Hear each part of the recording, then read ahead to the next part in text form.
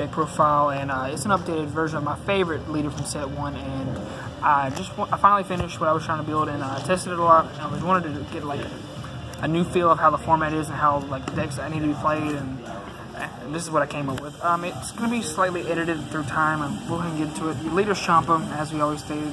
Whenever a battle card with 15k or more attacks the leader, I draw a card. So he draws cards when he's on his unflip side, which is very important against most decks, not name sell. But even then, it's still good against sell because you want to draw into some of your other cards and then have good options to discard, which is, it sounds awful, but because it kind of is. Sell's like the anti this deck, but other than that, the other decks don't draw as many cards as this, really. On the flip side, you draw 2 cards when you awaken him, obviously, and then when he attacks, you draw a card, and he can give any do to double strike by discarding a card, which really does come up every now and then. But usually you just use him as a advantage creating machine. To the red cards, obviously, we have 4 cabbages. Yes, I called him cabbage. He helps you awaken, and he triggers Champa to draw a card. You typically don't do this early game. This is you need to know when to use this card and kind of hold on to them when you see that. Especially, like, if you open one, you're okay to put back. If you open more than one, you're okay to put back one, but try to at least hold one, because sometimes you won't see it. And it does help. 4 of the 10k don't draw a card. This is mistake on every deck. 4 of the ability unleashed ultimate go on. This guy, when he attacks, period, you can either choose to draw a card, and if you don't, he gains double strike. So it's a very versatile card, either when you're going for game or you're just an early game, want to draw 2 cards with Champa. He's Prince of Speed on turn 3, which is insane. Like, and I will protect him if I have to waste a Champa's Awakening. I will protect him if I have to. Like I said, Cell can still blow him up, which is like the Cell matchup is actually quite awful.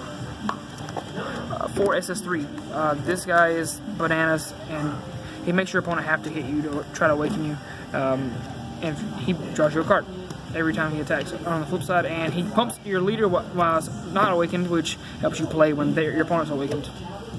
This is that cannot play TN. 4 Jiren. This is one of the most amazing cards from set 2. He has great synergy in the system. This deck has problems with established boards, and gets rid of the Piccolo card that makes me discard down to 6, which is the main reason why he's here. A lot of times he's energy early game because he's a 10k combo piece, but he also helps clear the board, which is literally what he's for. Then we'll go to the next best red card from set 2. Super Saiyan 3 Go Tanks. Spawn tokens and put on pressure. If the tokens were red, this deck would be even more insane, but we can't go into that.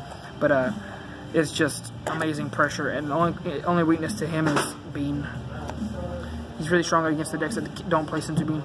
And next for the last boss, really, besides another card, is Destructive Terror Champa. I was playing 3, then I cut it down to 2, and then in the end I just kept drawing it. Like, he's just a good off-bobby, and that's really it. Now, if you haven't realized, I'm not playing the Champa line, so there's no point in searching it. I mean, like, unless you no point in having it in your hand because you can't evolve it. He's basically a Bobby target, and if you draw him early game, he's energy. And obviously play at least 2 Bobby. You do not want to open this card.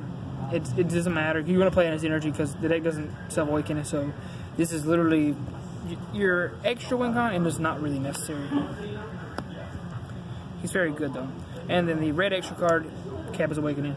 Kappa's Awakening is a very good card and helps you chump the little like 20k. If they swing at you for 20k with like a sail or something, you can just pitch this and save yourself from the damage. Blue cards. 4 Boo, 4 Jocko, 4 Senzu Bean, and 4 Coercion. These are the obvious staples from set 1, and they're in every blue deck almost at this ratio, but typically people don't play 4 Jockos, but this deck is a tempo deck, and you need to be able to bounce the 10k so your opponent feels like they need to try to kill you.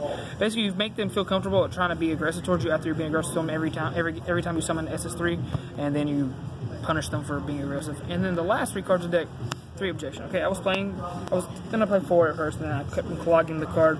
Then I bumped it down to 3, and tried it out at 3, and it was fine. And then I bumped it down to 2 just because I didn't really want to see more than 1 copy of it. and it just wasn't enough. You need to open the card, and sometimes you do get lucky when you play less copies, but this is the perfect amount. You don't want to draw them off your Vaduses, you don't want to draw them off your Awakening, and you basically don't want to draw them late game at all. And this is basically so you can get the Bobbity early, and it helps you in the Cell matchup. Probably decide a 4th copy in Cell.